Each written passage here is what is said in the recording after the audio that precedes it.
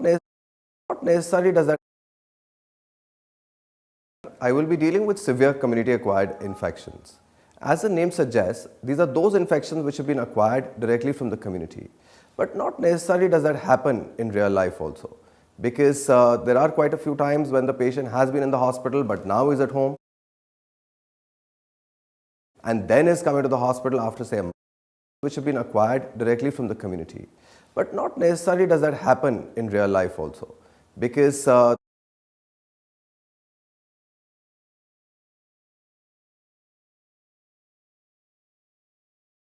are quite a few times when the patient has been in the hospital but now is at home and then is coming to the hospital after, say, a month or two. Still, will we consider this patient to be having a community-acquired infection or hospital-acquired infection? We'll see that during my presentation.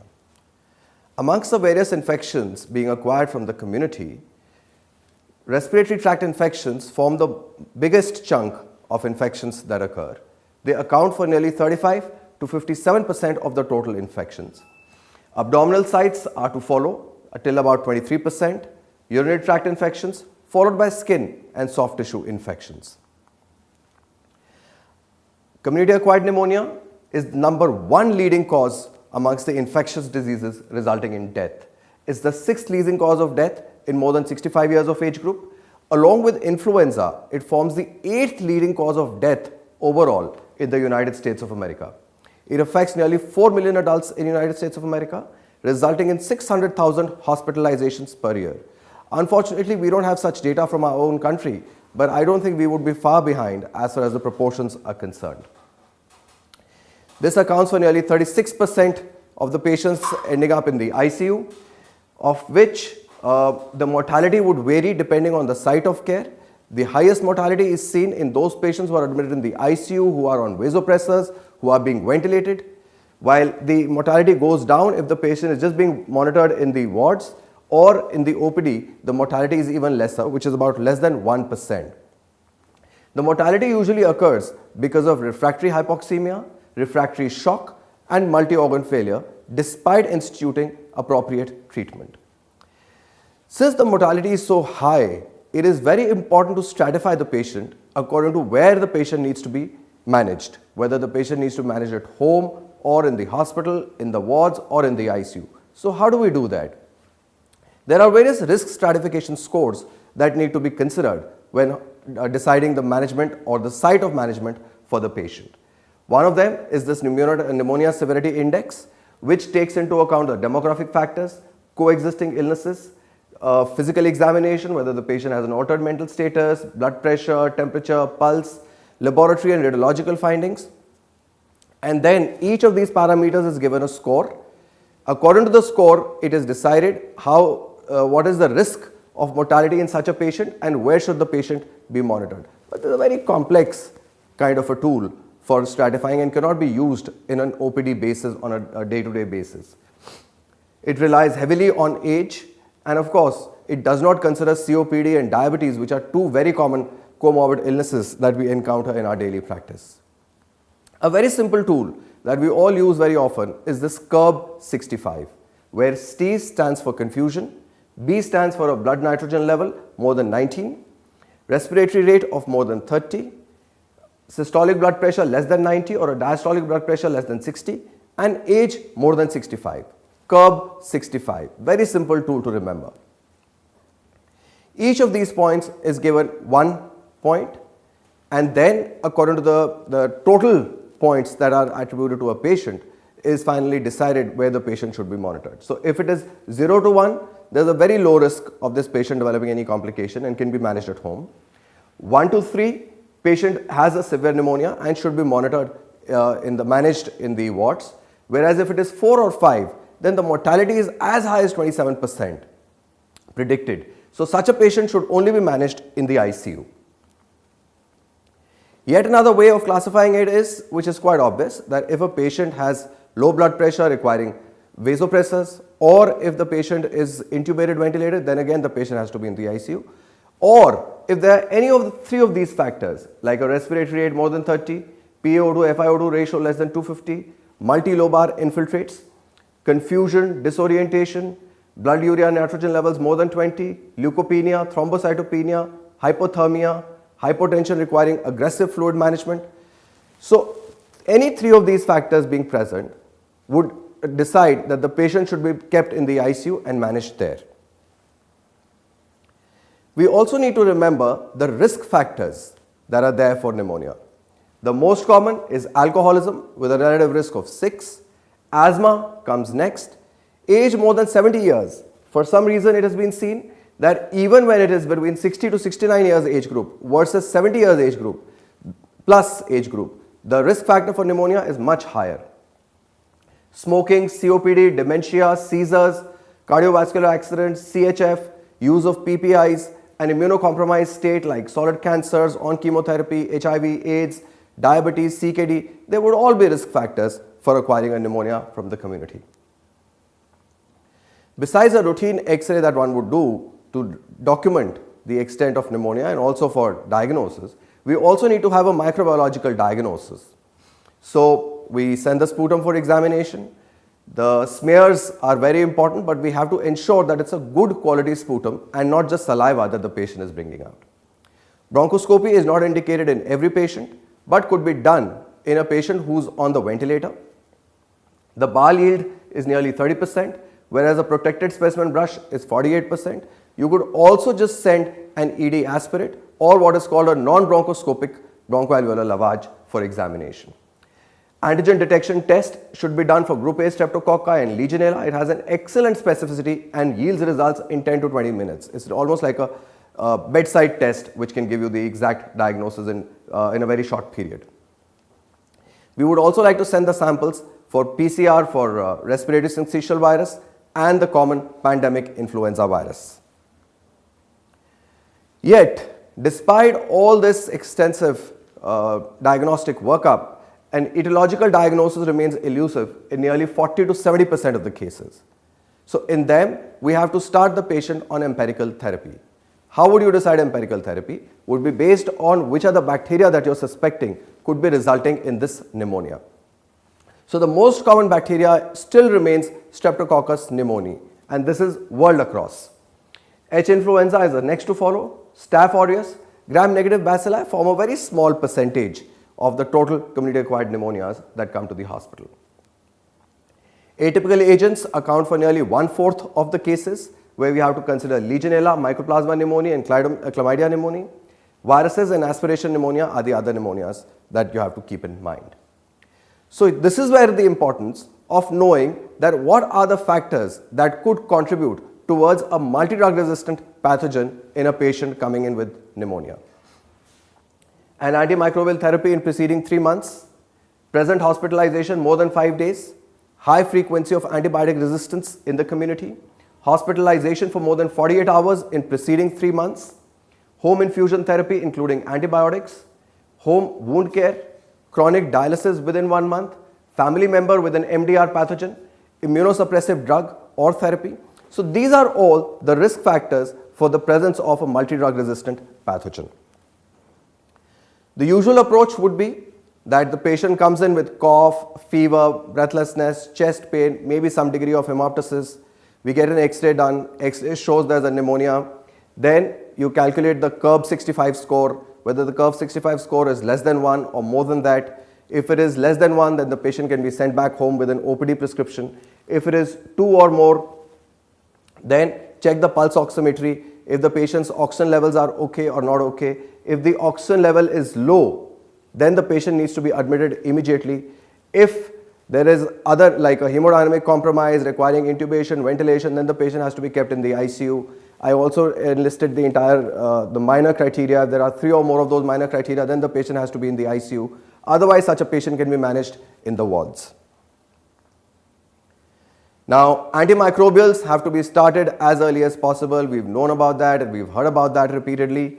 So, the antimicrobial will be decided depending on the risk factor for an MDR pathogen like Pseudomonas. If there is a risk factor, then the patient would be started on an anti-Pseudomonal beta-lactam like cefepime, ceftazidime, cefoperazone, sulbactam, piperacillin, tazobactam, or imipenem, meropenem, one of those, along with an aminoglycoside or anti-Pseudomonal fluoroquinolone. Whereas if there are no risk factors for an MDR pathogen, then just probably a BL-BLI combination like amoxiclav or just a ceftriaxone would be sufficient, along with a macrolide or a fluoroquinolone like levofloxacin. We usually tend to avoid fluoroquinolones in countries like ours where there is a high endemicity of tuberculosis, because these are one very potent antitubercular drugs and we would want to save them. Plus also that the diagnosis towards TB gets delayed by nearly 20-25 days if we start such a patient in fluoroquinolone, and this happens to be a tuberculosis underlying. So that is why we prefer to avoid them, and we in our hospital use only a beta-lactam or a beta-lactam plus BLI along with a macrolide as a policy. The other antimicrobials that you need to think of would again depend upon the risk factors and the possible etiological agent, like vancomycin or linezolid, which one to choose, depending on again if you're suspecting a community acquired MRSA only, otherwise not. And the risk factors for a community acquired MRSA would be an end stage renal disease, a patient with injection drug abuse, prior influenza, prior antibiotic therapies with fluoroquinolones especially, and post head injury or a neurosurgery patient who's been at home for a month or two. Then you would think of community acquired MRSA, otherwise not. Acyclovir would be needed for a patient where you're suspecting a varicella zoster infection or a herpes simplex virus infection, and oseltamivir would be used for a pandemic influenza, a 5-day course, 75 milligram twice a day for an adult patient, which has to be started within 48 hours of the symptoms. Therefore, many times we started empirically, send the sample before that. Once the sample is negative for H1N1 or a pandemic influenza, discontinue the therapy and continue the rest. The duration of treatment is very important. We all know with prolonged excessive durations result in multi-drug resistant pathogens. So usual duration of treatment should be 7 to 10 days. It could be up till 14 days in patients with a chlamydia pneumoniae, or where there is a cavitating pneumonia, maybe extended like for Klebsiella. But basic criteria should be that it should be about 3 to 5 days of complete being afebrile, symptom free. Only then should you consider stopping the therapy, but no longer than 7 to 10 days is required in the usual infections. We should switch to oral therapy as soon as possible. Now, steroids in community acquired pneumonia have always been very debatable. In fact, we've always had a tendency to use and see where all we can use steroids. So community acquired pneumonia is also one of those situations. Why do we consider it? Because we've seen that there are very high cytokine levels in the body whenever there is a severe pneumonia, and we need something to as an anti-inflammatory effect, which steroids are the most potent. There are 2 small studies where one was a randomized controlled trial of 46 patients where they used hydrocortisone versus placebo, and another was a retrospective study of 306 patients where it did show some reduction in mortality.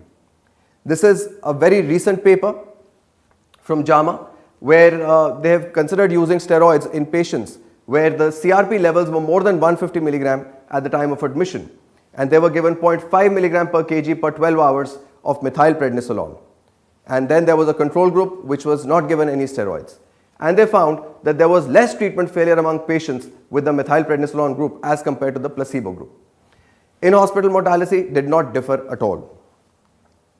So to conclude, I would say about steroids' role in pneumonia, that effects of systemic steroids as an immunomodulating agent in immunocompetent host who has severe CAP can decrease mortality or at least reduce the treatment failures to some extent. We definitely need more studies for it. The usual risk factors which indicate a very poor prognosis are presence of sepsis, diabetes, hypertension, chronic kidney disease, ischemic heart disease, cancers, HIV, underlying TB, COPD, asthma. They are all very poor prognostic factors for a patient acquiring pneumonia. So to summarize, I would say CAP is the most common infectious disease acquired from the community. The risk stratifications help in determining the site of care of such a patient. Risk factors for MDR pathogens should be kept in mind while deciding the antimicrobials. Despite all this, the mortality would remain high in such patients. Intra-abdominal infections, as I said, form the next major chunk of infections coming from the community. They are uncomplicated or complicated. Uncomplicated intra-abdominal infections are those which involve a single organ without an anatomical disruption. They are usually managed with surgical resection and probably just require perioperative antibiotic prophylaxis, nothing more than that. Whereas complicated intra-abdominal infections are those where there is an organ rupture resulting into the perforation into the abdominal cavity, would result into localized or a diffuse kind of peritonitis. Such a patient is usually managed with invasive surgical procedure for source control plus a therapeutic course of antibiotics. Peritonitis is of three types: spontaneous bacterial peritonitis, which is called the primary, secondary and tertiary. Primary spontaneous bacterial peritonitis is usually hematogenous in origin. There is no obvious source of peritoneal contamination. This would occur usually in patients with chronic liver disease and ascites and those on peritoneal dialysis. Secondary peritonitis usually occurs due to a perforation of a hollow viscus, causing contamination of the otherwise sterile peritoneal cavity. And tertiary peritonitis is one in which infection keeps recurring or remains persistent, and these are the ones who require one or more surgical intervention for source control usually. They can be even classified, as I said, into recurrent or persistent infections of the peritoneal cavity. Diagnosis can simply be made on the basis of clinical examination, where you get a diffuse abdominal guarding and signs of peritonitis. X-ray is important for looking at if there is any gas below the diaphragm, which would actually indicate a perforation. Ultrasound would be required in a patient who cannot be shifted for surgery immediately or to the ultrasound room. So portable ultrasound can be done to see if how much is the extent of ascites and the degree of contamination there. CT scan would be done in a patient who is stable but is not undergoing laparotomy immediately. And this is an optimal imaging modality for assessing most intra-abdominal conditions. Blood cultures do not provide any additional clinical relevance, therefore may or may not be sent. It's more for surveillance purposes. Similarly, even sending the sending the peritoneal fluid for cultures sometimes does not yield much result and may not be sent. If at all it has to be sent, then it has to be sent from the point of view of anaerobic bacteria as well. The pus should be collected in a capped airless syringe or be directly inoculated into the appropriate aerobic and anaerobic transport media. They should be sent for gram staining as well as for susceptibility testing. Swab specimens are not recommended at all. The most common pathogens that we've encountered in our country are the E. coli, Klebsiella pneumoniae, Pseudomonas, Citrobacter frundi and Acinetobacter baumannii. Predominant are E. coli and Klebsiella, followed by Pseudomonas. What we have to remember is that from the SMART study, which was conducted in 2007 and then a follow-up study in 2011, it has shown categorically that 80% of the E. coli and nearly 60% of the Klebsiella pneumoniae are ESBL producing. This is something that we have to remember when we are deciding the antibiotics for such patients. Patients with intra-abdominal infection are classified into mild to moderate and high severity, and then antibiotics are chosen accordingly. If it is a mild to moderate severity, then ertapenem, tigecycline and ticarclav form a good monotherapy. But if you want to choose a beta-lactam like cefuroxime, cefotaxime, ceftriaxone, then you will have to give an additional anaerobic cover with metronidazole, which is not required with the other antibiotics that I just named. If it is a high risk or a high severity case, then piptazo, meropenem, imipenem, doripenem can be used as monotherapy. While again, if we are using cefepime, a beta-lactam cephalosporin, we will have to have metronidazole along with it. Clindamycin, ampicillin, aminoglycosides and fluoroquinolones are not recommended, primarily because we are encountering increased resistance with these antibiotics. But yes, patients should be shifted to oral therapy as soon as possible, as soon as clinical recovery has been established. Some authors also feel that anti-enterococcal therapy should be started, but there is no role of anti-enterococcal therapy being used empirically or presumptively. It should only be considered if the patient is immunosuppressed, there is a healthcare associated pneumonia infection, severe sepsis of abdominal origin, treatment with cephalosporins and other broad spectrum agents that select enterococci have been used in the past, biliary sepsis undergoing liver transplantation, peritonitis and valvular heart disease or prosthetic intravascular heart disease. Only then would you consider using an anti-enterococcal therapy, otherwise not. And for that, for Enterococcus faecalis, imipenem cilastatin is a good choice, followed by tigecycline or vancomycin. penicillins can also be used, while for Enterococcus faecium, vancomycin is the agent of choice and TG and Dapto are the alternatives. The duration of antimicrobial therapy should be curtailed as much as possible. For a prophylaxis, it should be no longer than 24 hours. In situations where there is a penetrating bowel trauma and repaired within 12 hours, you don't need antibiotics longer than 24 hours in such a patient. Also, if there is an intraoperative contamination by enteric contents or non-perforating appendicitis in the absence of abscess or local peritonitis, again antibiotics should be restricted only to 24 hours and not more than that. They should be less than 48 hours if adequate source control has been achieved and there is just a local peritonitis like a perforated appendicitis, cholecystitis, diverticulitis, gastroduodenal or traumatic perforation, strangulated small bowel, colorectal surgery.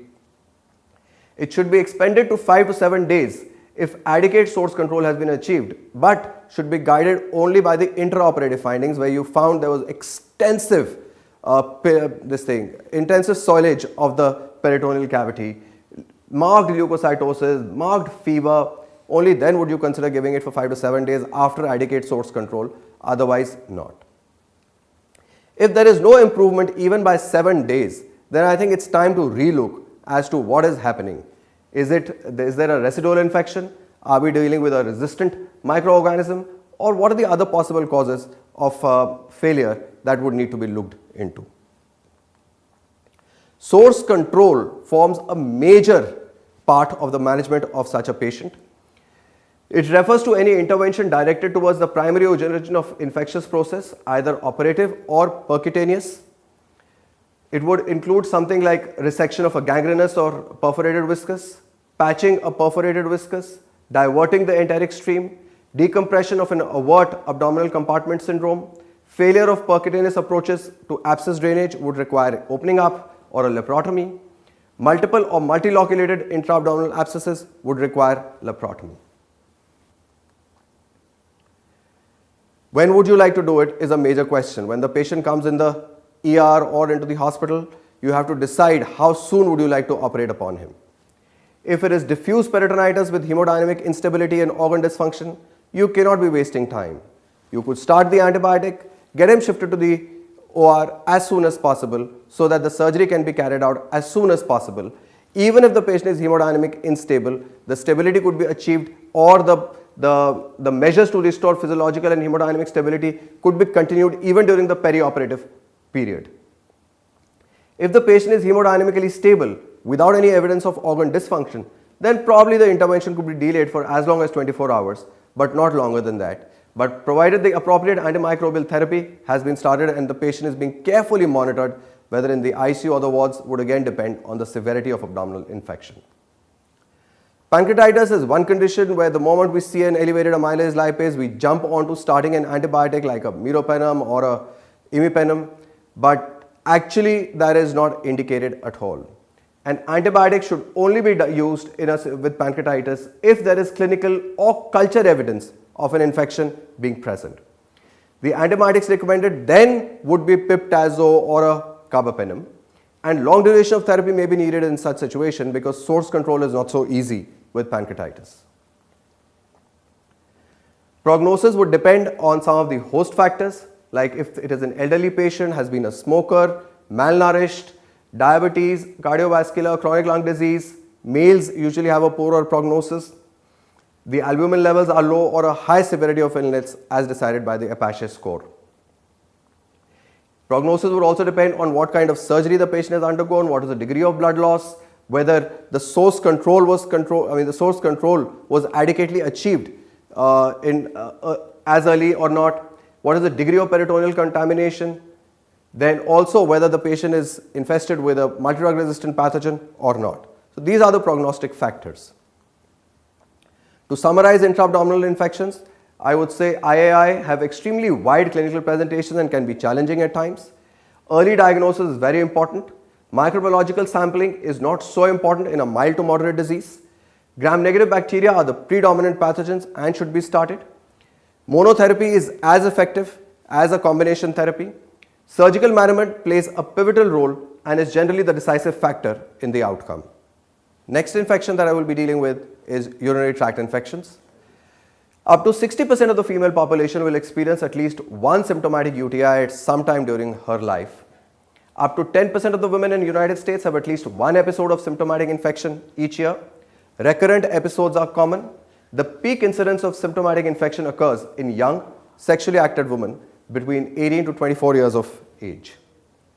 They are classified as lower UTI and upper UTI. Lower UTIs are those which involve the urinary bladder, prostate and urethra. Patients would usually come to you with presentations with dysuria, frequency, urgency, some bit of suprapubic tenderness, very little amount of urine being passed, turbid or grossly bloody in nature, and burning at the end of micturition or throughout micturition. Then upper UTI is when it is involving the kidneys and is called the pyelonephritis. There would be flank pain, tenderness, fever with chills and features of cystitis like dysuria, urgency, frequency. Urosepsis is the term given when the patient along with an infection of the urogenital tract also has evidence of sepsis with it. It could be uncomplicated or complicated. Complicated would be in those who have a foreign body lying inside like a calculi, an indwelling catheter, stents or drainage devices, obstruction to the urinary tract which could be congenital or acquired. If there has been recent instrumentation, patient is immunocompromised, renal failure or transplantation, urinary retention from neurological diseases, infection in men, pregnant women and children is also considered amongst the complicated list. The specific pathogens that can be isolated from urinary tract infection are E. coli, the most common predominant bacteria, followed by Proteus, and then come the Klebsiella, Pseudomonas, Staph aureus, Enterococci, Candida, and most often it is polymicrobial in the elders and those who have undergone a chronic urological procedure. The most common pathogens that we encounter in a urinary tract infection are E. coli. They are found in the urine of 80 to 90% of the patients with acute uncomplicated cystitis and acute uncomplicated pyelonephritis. Proteus is found in about 15 to 20% and is seen commonly along with staghorn calculi. Klebsiella, Pseudomonas, and Enterobacter are more of hospital-acquired bugs. Staph aureus occurs when there is concomitant staphylococcal bacteremia. Enterococci and coagulase negative staph commonly occur in elderly men. Candida albicans is rarely encountered from the community. It could be polymicrobial in elders and those who have a chronic urological device implanted. Diagnosis of UTI is the common diagnosis which is based on pyuria, a dipstick leukocyte esterase test being positive, presence of WBC casts and bacteria on the stains. The diagnosis is culture would be required. So cystitis, there should be a presence of more than 10 to the power of 3 colony forming units, whereas for pyelonephritis it should be more than 10 to the power of 4 CFU per ml. A plain X-ray, ultrasound, IV urography could be done. CECT KUB would be necessary for a pyelonephritis or an obstruction. Static renal scintigraphy are required to determine renal parenchymal infection in children. Source control is very important. If there is a stent or if there is a stone, that will have to be removed. Antimicrobial therapy is equally important. The third generation cephalosporins or a BL-BLI combination forms the mainstay therapy for such patients. Fluoroquinolones are not an option because the resistance to fluoroquinolones is very high. In view of rising ESBL positive Enterobacteriaceae, first generation carbapenem like in ertapenem could be a choice. Multi-drug resistant pathogens would require a combination of antibiotic therapy including aminoglycosides and carbapenems for their management. Papillary necrosis is one common complication that could occur in patients with diabetes, urinary tract obstruction, sickle cell disease or analgesic abuse. And emphysematous pyelonephritis is yet another life-threatening complication, although rare, but is seen most commonly in diabetic patients. The most common organisms are E. coli followed by Kleb, Proteus and Pseudomonas, and broad management includes broad spectrum antibiotics, percutaneous drainage, and nephrectomy may be considered as a salvage therapy. The other complications are relapses, perinephric abscess, metastatic abscess, acute nephronia, acute renal failure. So to summarize, I would say UTI is a common cause of sepsis. It occurs more commonly in females. Gram-negative bacilli are the most common pathogens. Various complications like renal abscess, metastatic abscess and death are known to occur. A third generation cephalosporin is a reasonable initial empiric choice. Coming on to the last infections, skin and soft tissue infection that I would be dealing with. These are clinical entities of variable presentation, etiology, and severity. They involve microbial invasion of the layers of the skin and underlying soft tissues.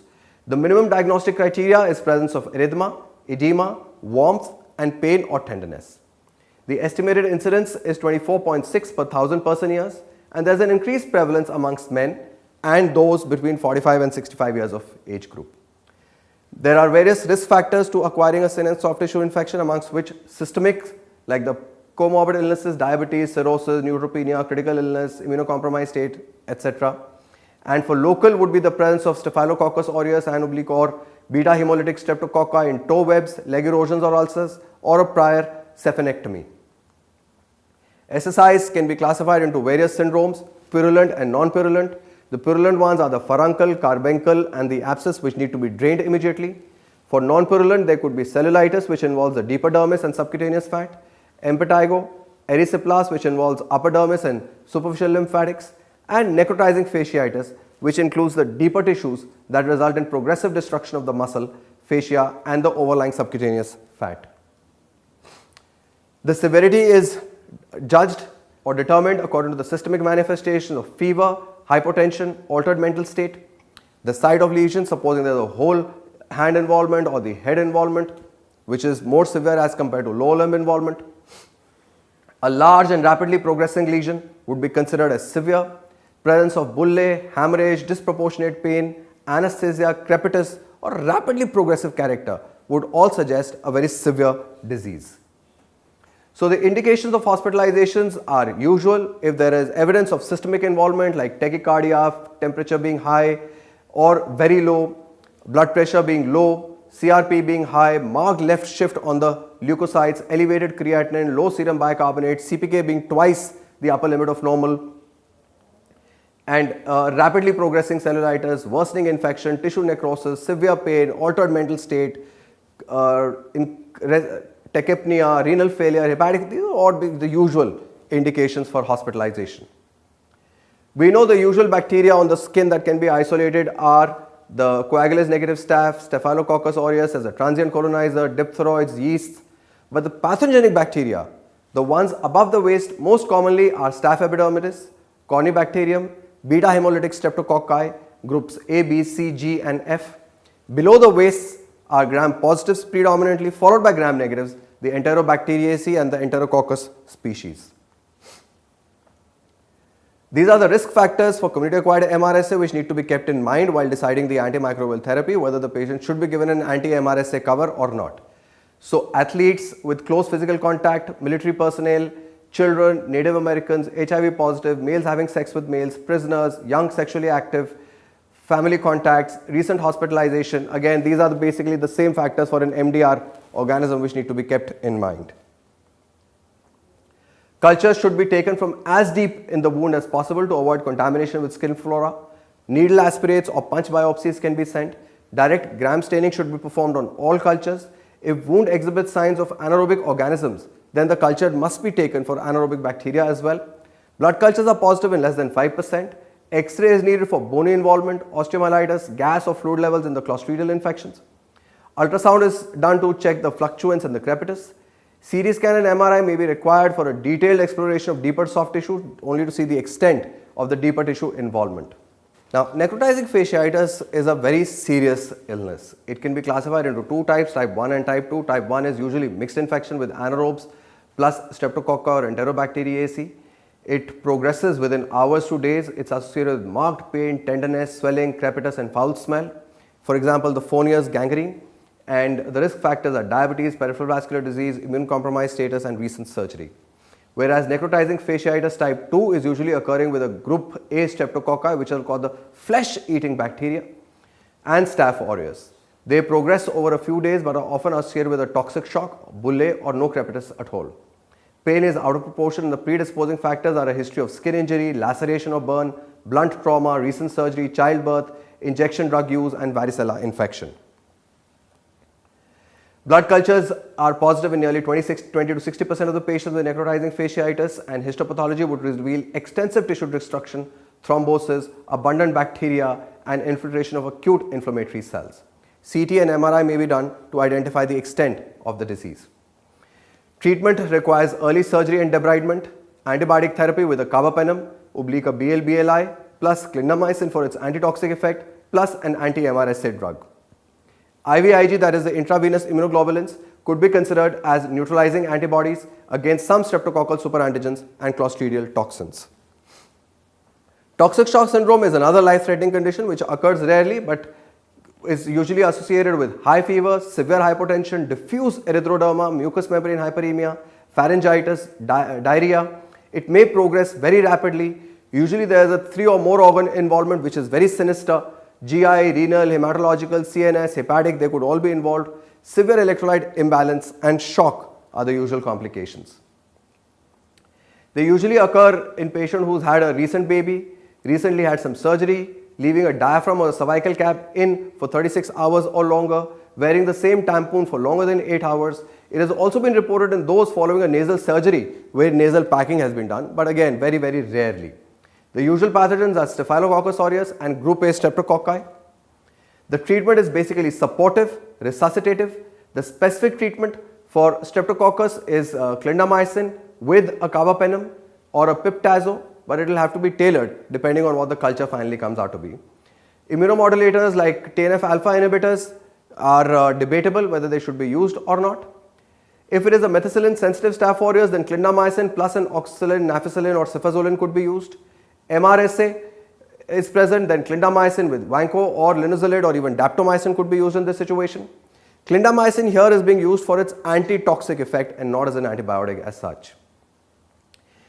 Again, intravenous immunoglobulins could also be used. They are efficacious in streptococcal toxic shock syndrome and reasonable to use in cases that are recognized early in their course but have not responded to fluids and vasopressors.